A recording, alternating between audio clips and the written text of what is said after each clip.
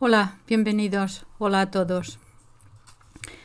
Voy a tratar de hacer algún comentario sobre lo que está pasando ahora en el mundo con estas guerras que tenemos. Ustedes quizás en España, en Hispanoamérica, no sé si sabrán hasta qué punto. Yo vivo en Inglaterra, los Estados Unidos y en la Europa occidental, en realidad, con la Unión Europea y sobre todo en la Europa occidental, que se nos está prohibiendo decir nada sobre lo que está pasando en la guerra en Palestina, en Israel. Se está arrestando, no se puede ni siquiera decir o llamar o hacer comentarios sobre un alto al fuego, ni siquiera eso. En Alemania los están arrestando, aquí en Inglaterra también, no se puede decir nada. Y veo con un cierto orgullo quizá que en Latinoamérica las cosas son diferentes, por lo menos ustedes pueden hablar. Algunos países están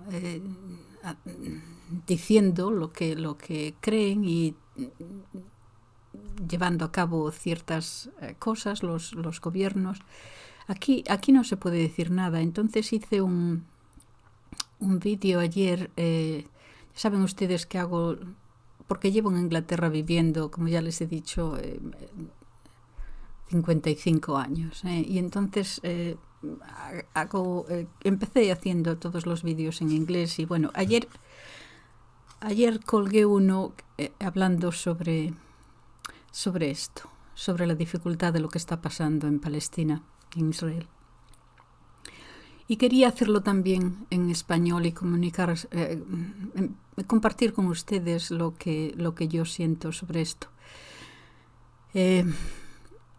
Alguien dijo, no sé quién, lo leí en algún sitio, que el sentido de culpa y de remordimiento, este sentido de culpabilidad que tenemos a veces, se podría definir, dijo el autor y no me acuerdo de quién era, como la diferencia entre lo que la conciencia, el alma, tu sentido, tu espíritu te exige y la cobardía interior que no te permite llevar a cabo eso que la conciencia te está gritando a voces, que te está exigiendo.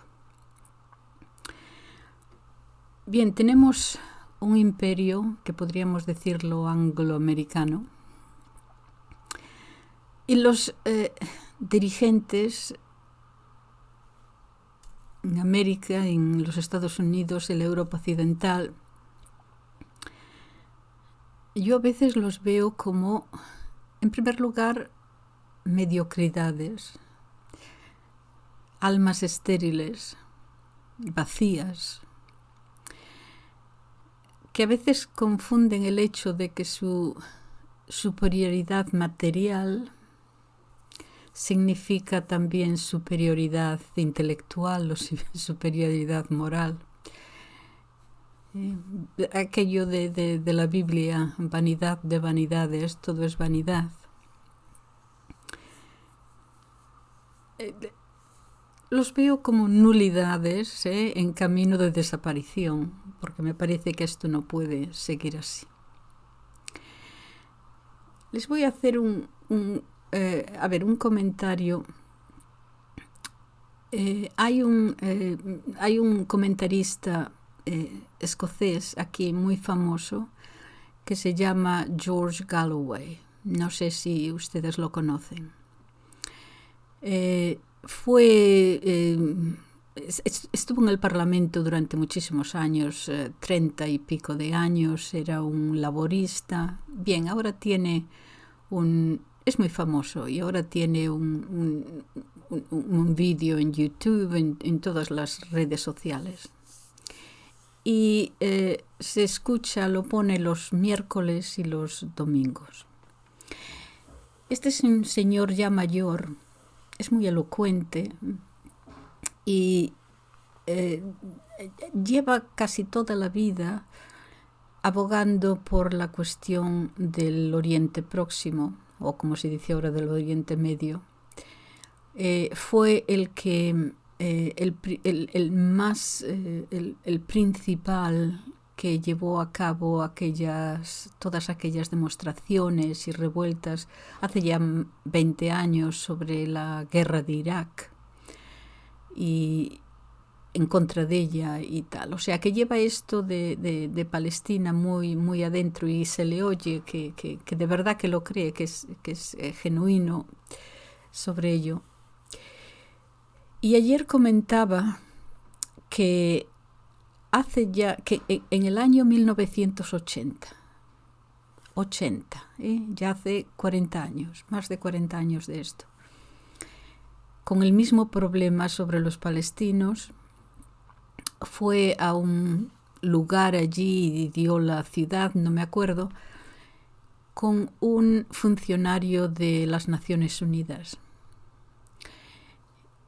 Y vio que había en ese sitio especial, que era como otro campo de concentración, más o menos. Bueno, allí estaban las mujeres, muchas mujeres, de rodillas, tratando de limpiar. Se había bombardeado la ciudad y a ellas se le había puesto para sacar todo el escorio, y lo tenían que limpiar, las calles y todo, con cepillos de dientes. Con cepillos de dientes, estas mujeres palestinas se les forzaba a limpiar la calle y los soldados israelíes estaban allí mirándolas sin nada, pues sin sonriendo. Allí las tenían. Y esto ya fue en el año 1980. Y dice, y esto me llevó a un vídeo que vi hace así como no sé, quizás un año, de una conferencia que dio un famoso psicólogo canadiense que se llama Jordan Peterson. Quizás ustedes lo conozcan porque es muy famoso Jordan Peterson. Y en esta charla que dio, me parece que fue en la Universidad de Cambridge aquí, hablaba sobre varias cosas, pero una de las cosas que dijo fue que durante los últimos de los años 30, a finales de los años 30, que en los campos de concentración de judíos, cuando llegaba el tren a esos campos de concentración, la gente salía y si no veían chimeneas de hornos, la gente incluso se aplaudía y se ponía contenta de que por lo menos no iban a ser en ese sitio por lo menos quemados. Y dice, de todas formas se les hacía trabajar. Imagínense ustedes, él contaba que un señor, por ejemplo, anciano,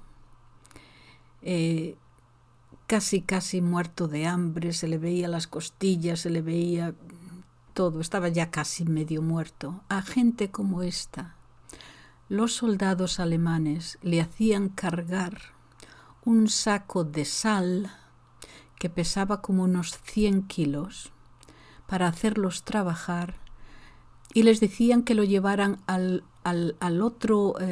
final del campo de concentración, de un lado al otro hasta el final. Y cuando llegaban allá, no era para dejar el saco allí, sino lo tenían que coger de nuevo y volver al punto de donde habían empezado, al punto de partida. Era solamente para hacerlos trabajar. Y sin ningún sentido, era un castigo, ¿no? De tenerlos ahí todo el día, llevando los sacos y trayéndolos y volviéndolos a llevar. Y Jordan Peterson, este famoso psicólogo, analista, dice, yo quiero tratar de entender la mente de esta persona, dice, porque yo soy un ser humano. Y los guardas que les hacían hacer esto, riéndose, quiero entrar en sus cabezas para ver el por qué se sentían bien y se sentían cómodos con hacer sufrir de esta forma a otro ser humano, que les producía satisfacción, que les producía placer. Dice, yo quiero llegar a entender esa mentalidad humana. Bueno, esto es difícil, pero en realidad no lo es tanto, porque sabemos que el hacer sufrir a otro no se empieza ahí. Esto es se llega a ese momento un poco gradualmente, por así decirlo.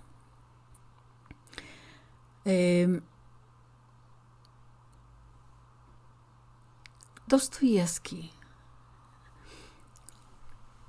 en su libro, en uno de sus libros, este fue escrito, me parece que en 1850, antes de habérsele permitido a los siervos la libertad. La libertad se le concedió a los siervos rusos en 1861, y esto es antes. Y a él se le había condenado era un chico joven y revolucionario, idealista y todas estas contra el zar y todas estas cosas. No, bueno, terminó en Siberia. Y allí en aquel campo de concentración dice que estudiaba a los guardas y estudiaba a la gente, a los cautivos que estaban allí, que muchos era por haber cometido crímenes y otros eran políticos y todas esas cosas. Y entonces él pasaba bastante tiempo en la enfermería, tenían una enfermería, porque era, ¿cómo se dice esto? Dios mío, epiléptico. Y bastante a menudo le daban estos ataques, cada 3 semanas, una cosa así, bastante a menudo, y pasaba bastante tiempo en la enfermería. Y entonces él iba tomando nota y tratando de recordar lo que pasaba con sus compañeros cautivos. Si hacías algo mal, el castigo era que te daban latigazos, ¿no? 100, 200, y él explica las diferentes formas de los latigazos, y bueno. Y los cautivos esto lo aceptaban, que ese era el castigo normal, ¿no? A veces, si se le hacía con una cierta, con una vara de un árbol, que no me acuerdo ahora cuál era, si estaban castigados por ejemplo, a 1000 latigazos, el ejecutor tenía que parar a los 150 o a los 200, porque si no se morían, la gente no podía aguantar eso.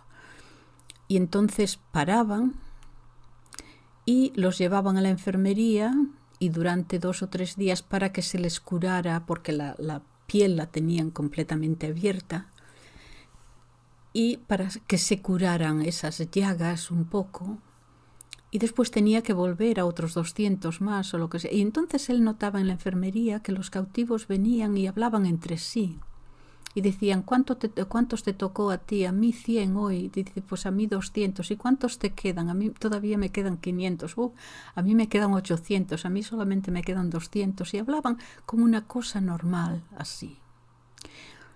Y él los observaba, estaba muy interesado, ya saben, Dostoyevski, en la naturaleza humana, en la psicología, un gran psicólogo. Pero también estudiaba a los verdugos, a los que se les llamaba los ejecutores, los verdugos, los que estaban dando los latigazos.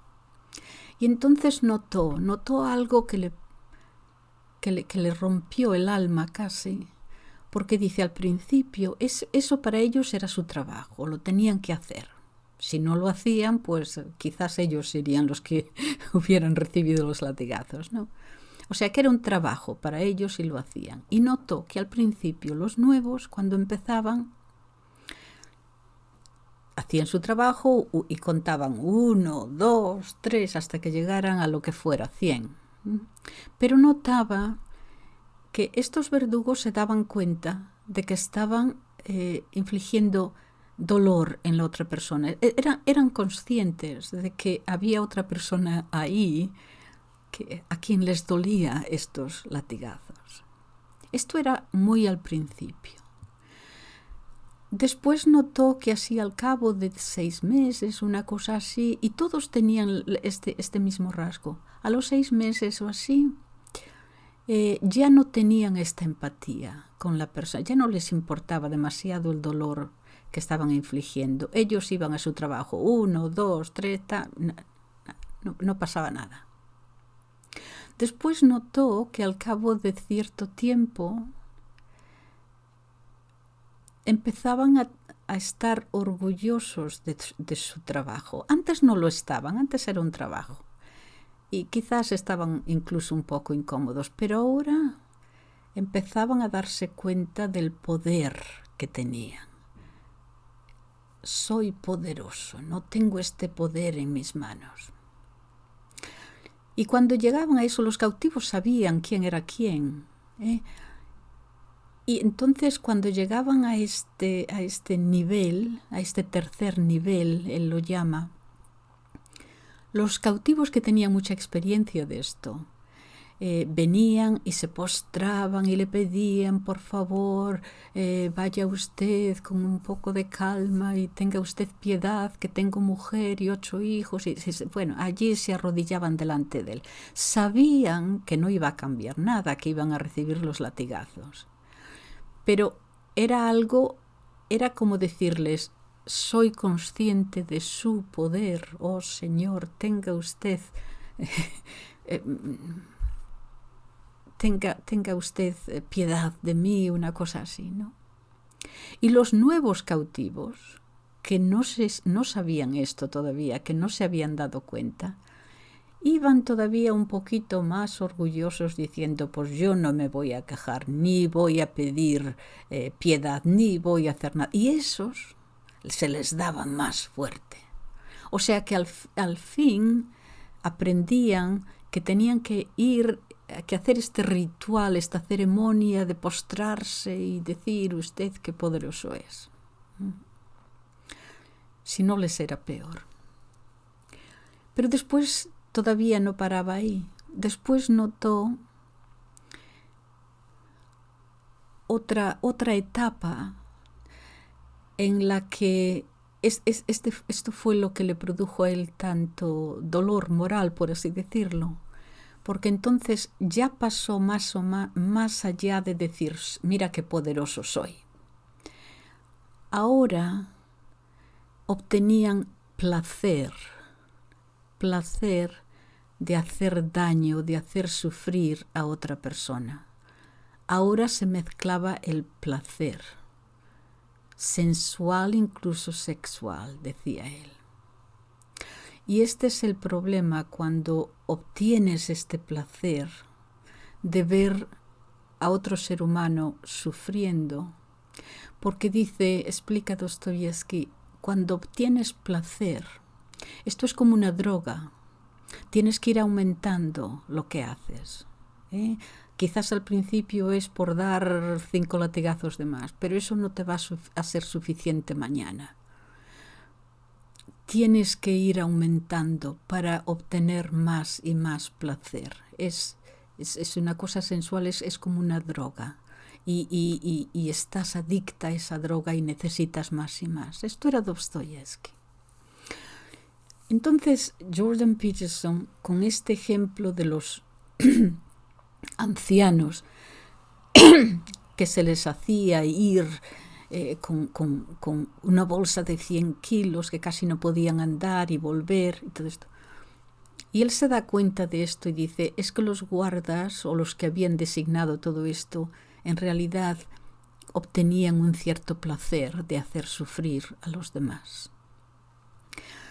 Y digo esto porque me llamó la atención, porque cuando ahora en lo que está pasando ahora en Palestina, este mismo Jordan Peterson puso un tweet, un ex, no sé cómo se le llamará ahora, dirigido al primer ministro israelí, Netanyahu, diciéndole, give them hell, le dicen en inglés, o sea, a por ellos, dales todo lo que puedas. Y esta es la misma persona que decía, quiero entender lo que le pasa ahí al guarda alemán. Y yo digo, esto es el ver lo que está pasando ahora, o el ejemplo que daba George Galloway de hace ya 40 años hacerles limpiar todo el escorio con cepillos de dientes. Eso es lo mismo. Y estar ahí sonriendo los soldados, los guardas, esto es exactamente lo mismo. Y entonces yo les preguntaba en este vídeo a gente que lo conocen, porque se conocen muy bien a este psicólogo, ¿cómo es posible que no vea la conexión ahora?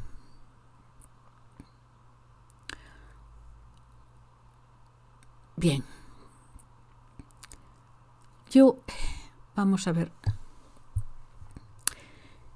Es que estoy tratando de evitar el predicar un sermón aquí, porque no soy yo de sermones, no. Pero estoy tratando también de entender lo que está pasando. Y hay un cierto momento, yo creo, como los verdugos aquellos, que ya han cruzado el Rubicón moralmente, ahora ya no les importa, es una cuestión de... Las restricciones morales ya no cuentan, ¿no? Es solamente poder y ahí estamos. ¿Qué podemos hacer nosotros? Digo que no voy a predicar un sermón porque es que yo no sé lo que hacer. La verdad es que yo no estoy haciendo nada y no sé si podemos hacer algo.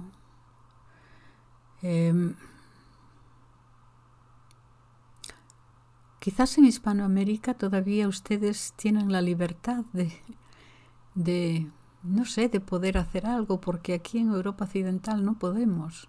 Cada vez más difícil. Pero al mismo tiempo, aunque no se me ocurre lo que podemos hacer, algo que podamos hacer, quizás de una forma muy pequeña podemos hacer una cosita u otra. Mi preocupación es que si no hacemos nada, si no decimos nada, yo creo que vamos a llegar psicológicamente, quizás espiritualmente también, a un momento en que sintamos culpa o remordimiento de no haber hecho algo.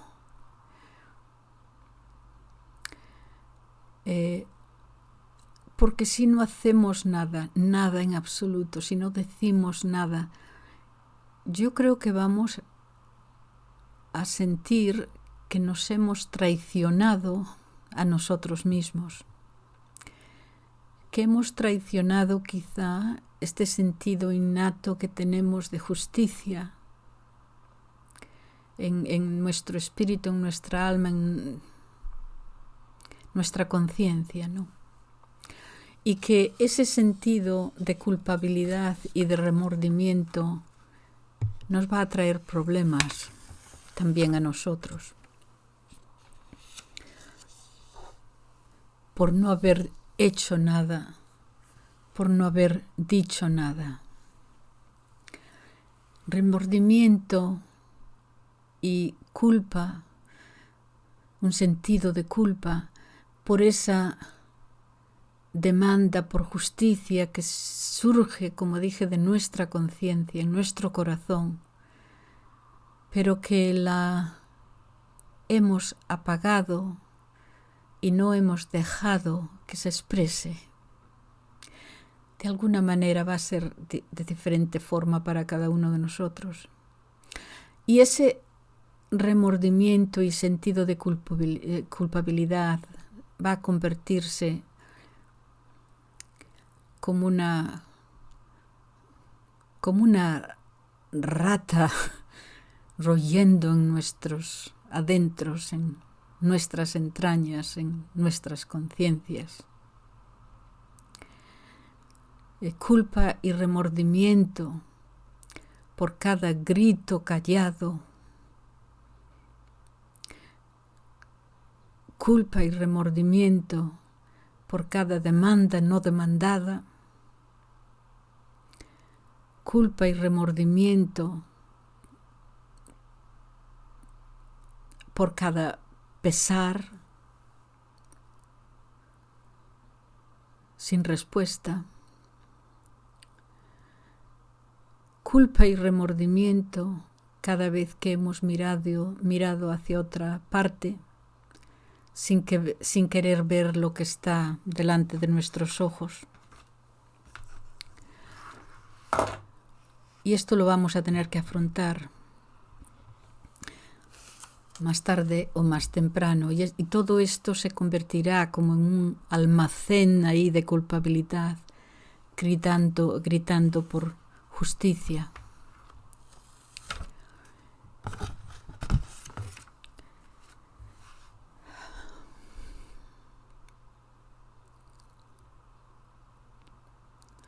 No sé qué más decir porque no tengo nada que ofrecer. Si pueden ustedes, en Hispanoamérica, me parece que, como ya dije, están ustedes más libres para hablar de lo que estamos aquí.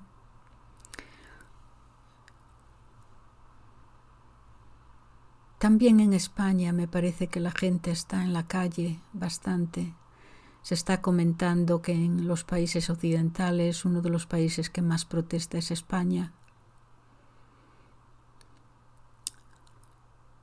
Para mí, no estoy tratando una cuestión política, estoy cuestionando solo que se están echando bombas a gente que está en un campo de concentración abierto, no pueden salir, no pueden entrar y ahí les están bombardeando. Esto es algo que va más allá de lo inhumano y vamos a sufrir las consecuencias todos de esto. Y bueno, nada más recordarle eso, que si ustedes en España, en Hispanoamérica, pueden todavía salir a la calle y hablar, pues a ver, dependemos de ustedes aquí en Occidente. Muchas gracias por haber escuchado. Adiós.